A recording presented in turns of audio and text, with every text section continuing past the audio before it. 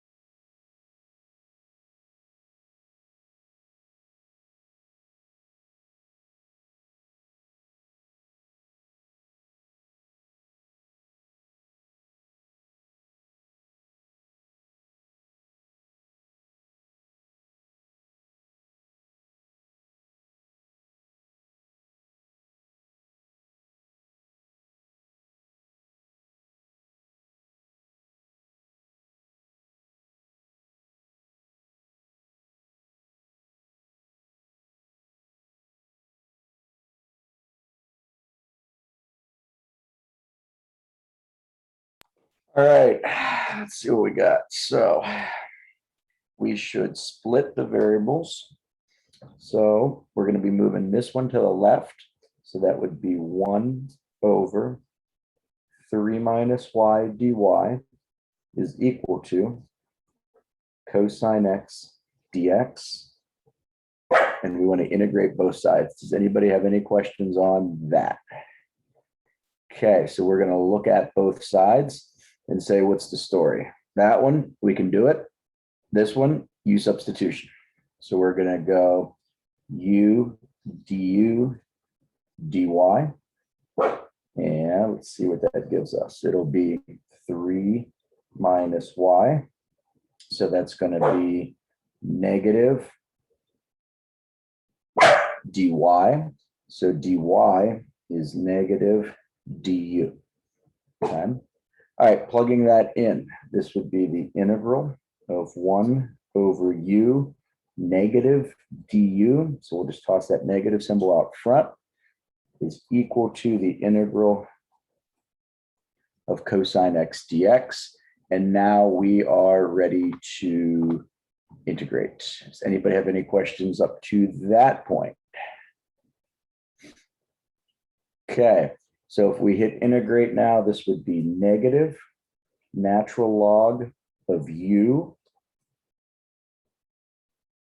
plug it in, is equal to, if we integrate cosine, anytime you do a trig one, just remember the integral of f prime is equal to f. So this would take me over to sine x plus c. Okay. Any questions there? Okay, so this is your general equation, general solution, and we're going to plug in 0, 1 in an effort to find c. 0, 1. So this gives us something a little weird. It's going to be negative natural log 2 is equal to c. And oddly enough, that is what they were looking for. So we're going to take this and come back up and plug that in. Okay. All right, so once we do that, what does that give us? Now we have negative natural log of 3 minus y is equal to sine x minus the natural log of 2. Okay. And we are trying to solve this for y. So the first thing I'm going to do is get rid of this negative sign. So I'm just going to scratch it out and say it's gone. And then it's up to you how you want to write it. You can make this just a negative and then that a positive. Same stuff. All right, but now we have this written as such. All right, so now I want to go back to our ending scenarios that we were talking about yesterday. The ending scenarios. So if you take a look over here. All right, let's take a look at these ending scenarios. So far, we've done flip them both, turn them both upside down. Easy enough. We did, if it's all about what is going on with y. Where is y? What is it trapped in? Where is it locked behind? How do we unlock it? If y is up top in the exponent of e, that's when you natural log both sides. If y is stuck under a square root, you could have done that back in algebra 2, you square both sides. Here's the scenario we're looking at. Y is stuck in the natural log of something. Natural log is the same thing as log base e. So you can say natural log, you can say log base e. They mean the same thing. So once you write it like this, think back to pre-calc, think back to algebra 2 with logarithms. Log, remember that thing I made you guys memorize if you had me or whoever, log base answer equals exponent, right? So if you're thinking about, that should sound familiar, log base answer equals exponent. So if you look at this, what's the base?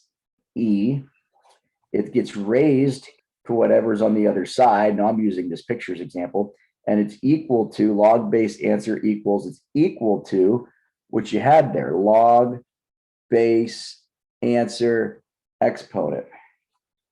And that unlocks what you had. Now, that's not what our current problem was, but that's the format we're going to use. So these are all the different ways to unlock the letter Y. You want to be familiar with them. So this one is easy, turn it upside down. This one is easy, square both sides. The two that you're going to be focusing on that would give you trouble are the two on the top. If Y is with E, you natural log both sides.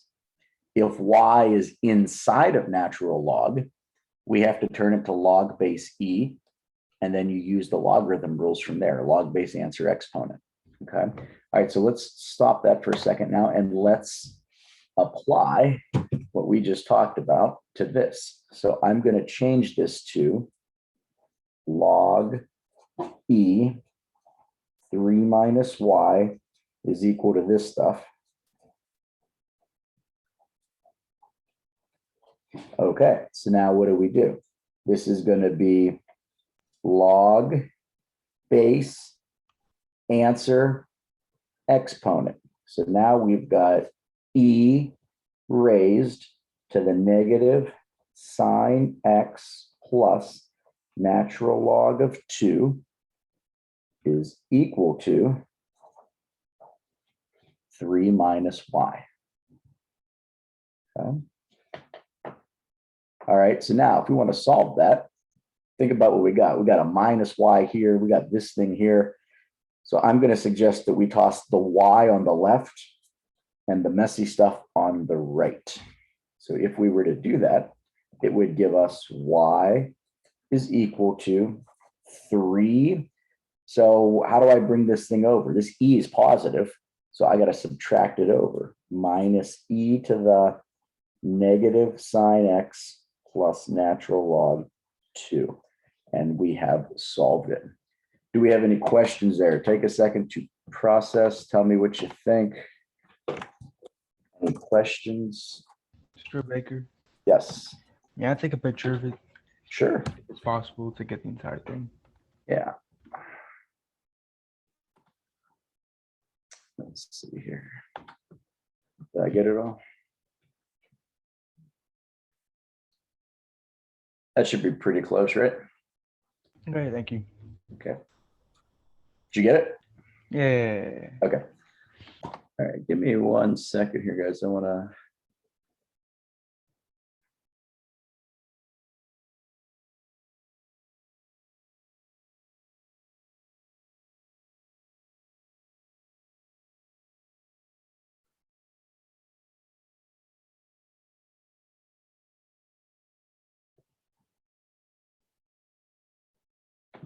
Okay, so I want to share with you the actual problem now. So hang on.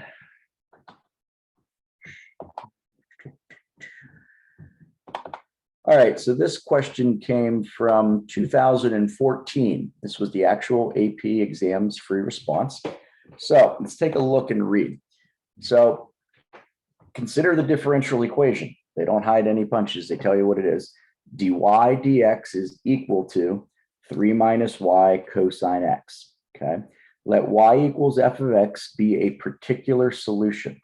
We're trying to find that particular solution. So let y equals f of x be that solution. Right now, we got to read some other stuff through here.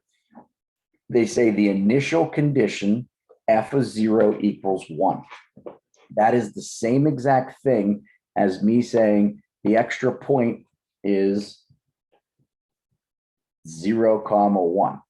Okay. F of 0 equals 1. That's the same thing as the point being 0, 1. Okay. All right. Part A, a portion of the slope field. I haven't taught you slope fields yet, so we will talk about that another day. Part B, write an equation for the line tangent to the solution curve in part A at the point 0, 1. Let's read through all that gibberish again. We're looking at part B. Write an equation for the line tangent. How do we write the equation for a line tangent?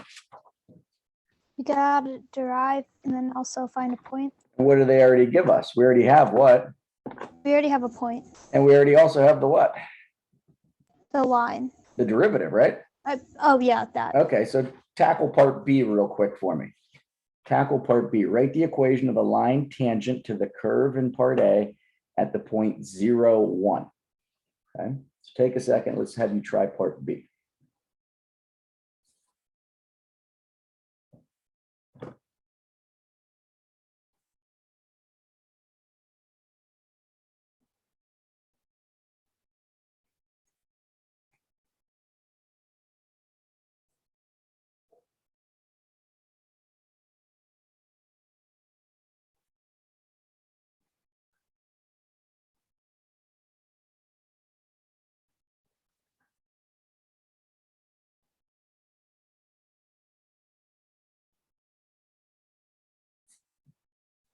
Okay, so for part B, what are we going to need if we're going to write a tangent line, guys? We need a point. We need a slope. We know the point, it's 0, 1. How do we find the slope? We use the derivative. They give us the derivative. The derivative is this thing up here. They give you the derivative. Just plug it in up there. Did you come up with 2? 3 minus 1 times cosine of 0. Does anybody have any questions on what's on the box?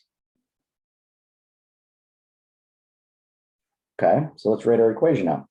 Y minus 1 equals 2, x minus 0, y is equal to, that's fine, by the way. I'm just going to solve it.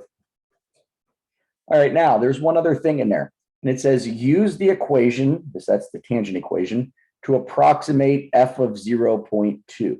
All that means is plug in 0.2.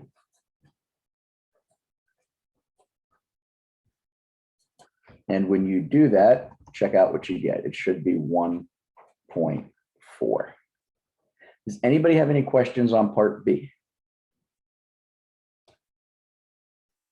Okay, now I want you guys to keep an eye on the right side here. We're going to start to, now we've done enough free response, different kinds. We're going to start to, looking at tangent line, or not tangent line. We're going to start looking at the points for this. So like this one is worth 2 points. One is for getting the tangent line. One is for coming up with 1.4. Okay.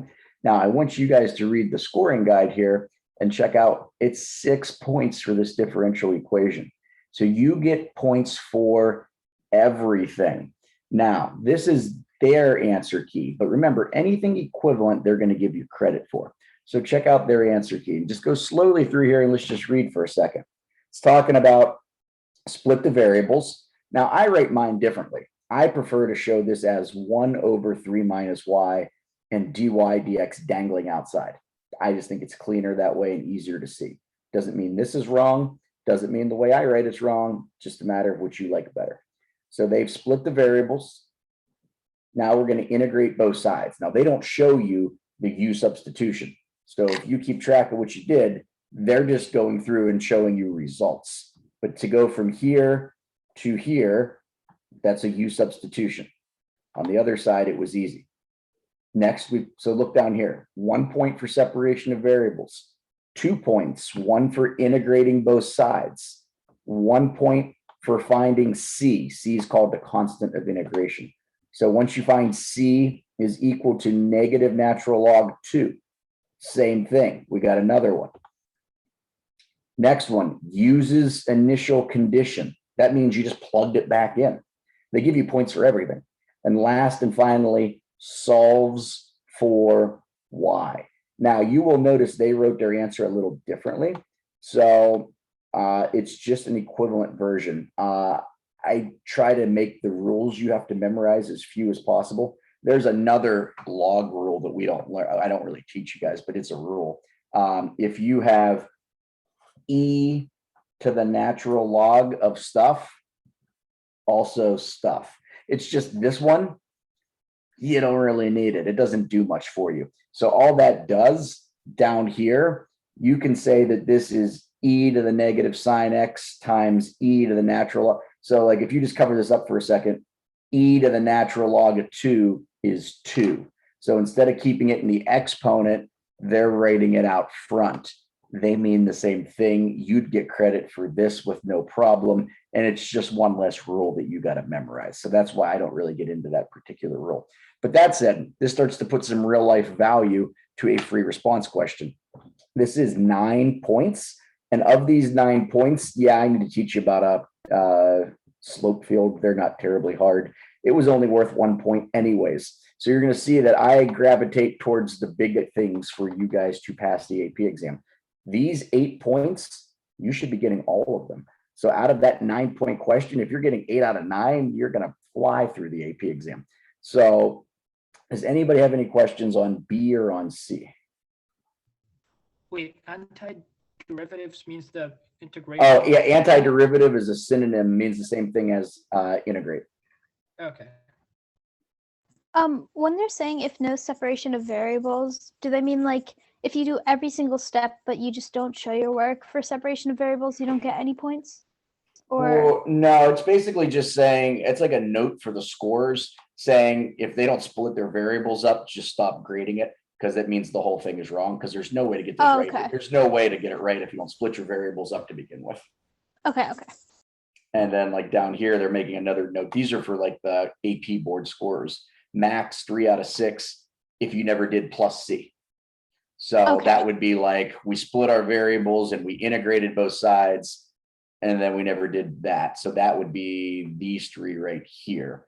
So yeah, so we're going to start reading these scoring guides to get you guys familiar with what's going on. And in all honesty, it should just make you feel more and more confident, because you're going to look at these things out of 9 and you're going to go, yeah, I should totally get 7 or 8 out of 9 every time. And truthfully, you only need to get like 4, 3, 4, 5 points out of every 9. If you get 5 out of 9 on all of your free response questions, you're going to ace the AP Calc exam. I'm trying to teach you guys to get 7 or 8 out of 9.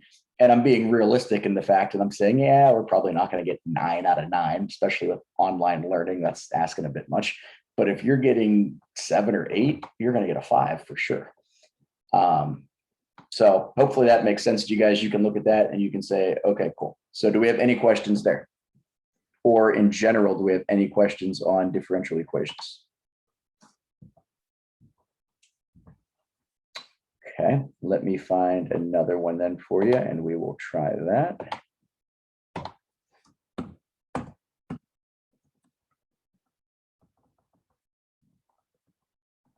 Okay, that's pretty much the end of that packet. Let me go to the next one.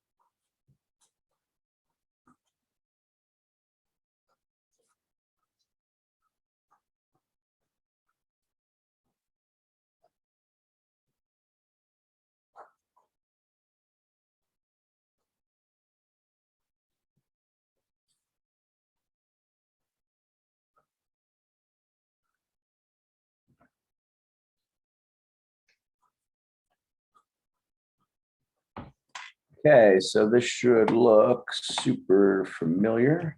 So we're going to give you some time. We've got a part A and a part B. Give you about 8 minutes or so, and we'll head over this around 4:10. So you're finding a tan line and the particular solution, just like the one we just looked at, that's pretty much 8 out of 9 points on a different Dif Eqs free response. So ready, set, go.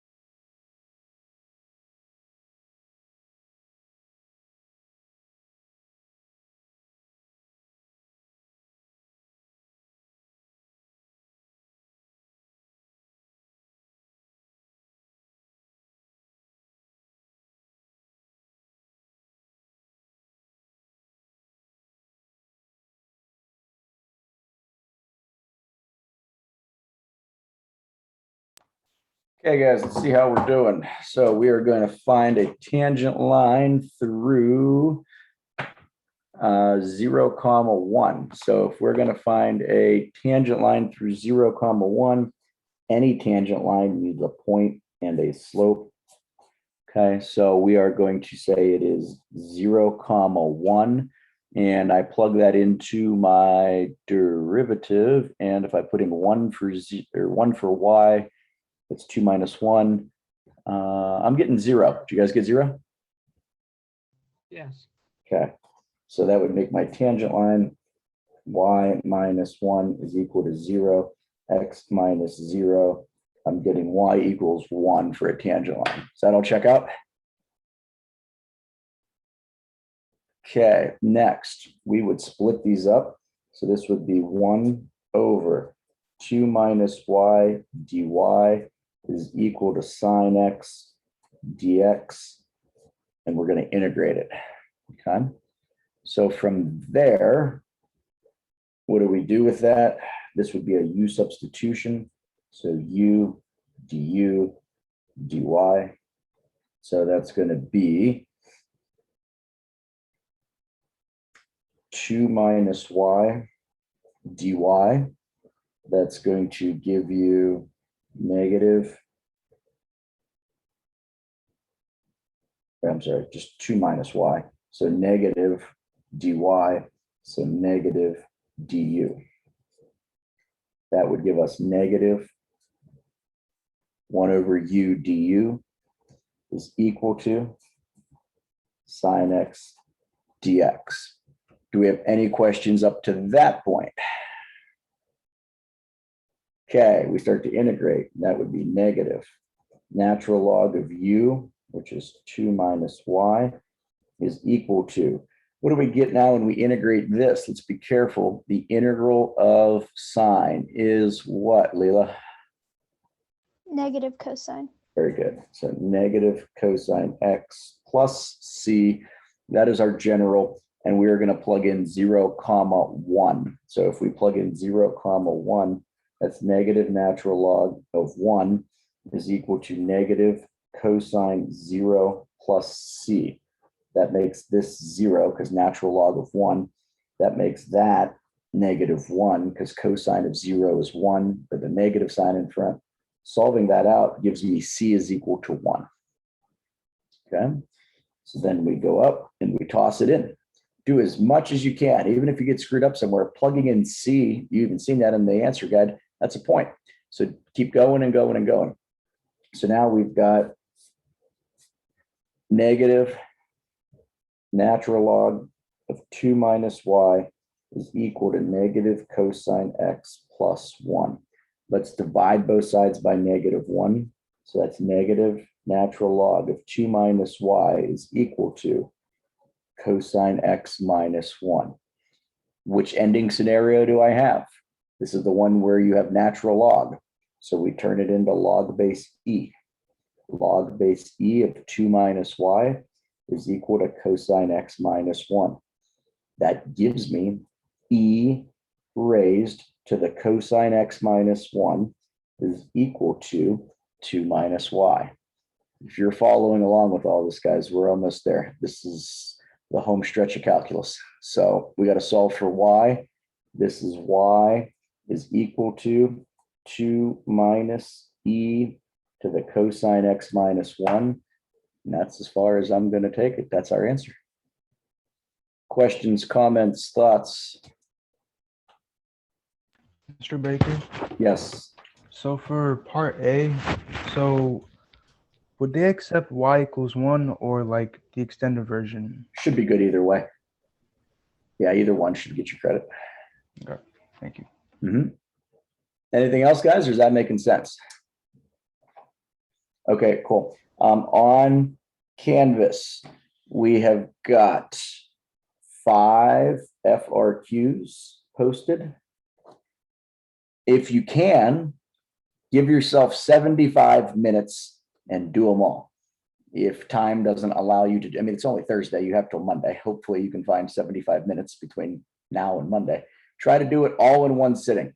Time yourself. It's a little bit of everything. There's a particle motion, There's a differential equation. There's a problem with a box. There's a problem with F prime and FTC and all that stuff. And I don't remember what the other one is, but there's 5 of the questions on there. So try all 5 of them. Give yourself 75 minutes on the clock. You can spend it however which way you want. If you spend 5 minutes on one, then you got 10 extra minutes for another, but try to do it 75 minutes for all 5 of them and bring it to me ready to go on Monday. You can have a calculator out with you for the particle motion. Anything that looks like you truly need a calculator, go ahead and use a calculator because it's a mismatch of problems. So bring those to me Monday, and that's what we'll start with next week. Give me 1 second to scribble your names down so I can mark it off on the sheet that I have to turn in. Mr. Baker, on the actual AP exam, when they have the FRQs, do they just give you 75 minutes to do all 6 of them, or do they have them like broken up? So in you 15 get 6 FRQs, and 2 of them are with a calculator, 4 are without. So it's a 30-minute section and then a 60-minute section. So you get 30 minutes for 2 of them with your calculator. And then it's going to be, okay, put your calculators away. And then 60 minutes for the other 4. Okay, thanks. Mm-hmm.